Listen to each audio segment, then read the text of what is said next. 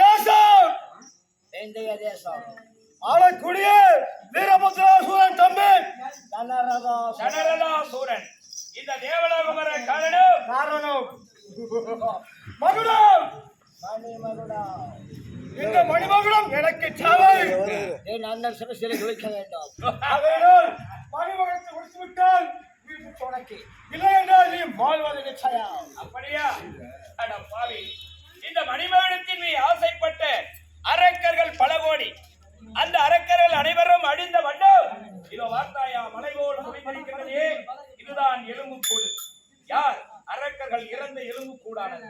இதை கண்டாவது நீ தேவேந்திரன் பாதத்திலே பணிந்து விடு, உனக்கு உயிர்வீச்சை தருகின்றேன், ஓடிவிடு உன் இந்திய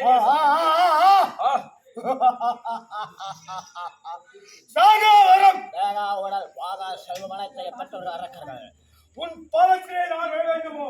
அதே அறிவுகட்ட அற்பனே, வாட்ட உணர்க்கையை நீட்டிட மூட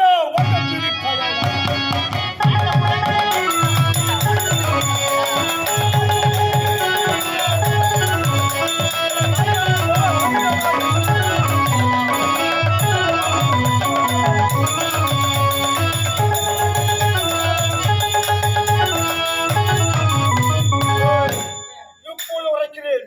எவகிதரோ பிறந்தவர்கள் அரக்கர்கள், சாக பிறந்தவர்கள் தேவர்கள். வேண்டுமானால் நீ என் காலிலே விழுந்து மன்னிப்பு கேட்டுவிட்டு மணிமகுடத்துக்கு பைத்தியக்காரா, சொல்வதை கேள். ஒரு நேரத்திலே நீங்களும் நாங்களும் யார்?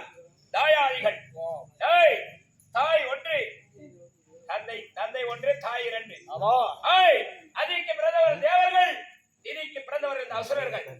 அப்படி இருக்க உங்களுக்கும் எங்களுக்கும் தீராத பகை நேர்ந்தது. எப்படி?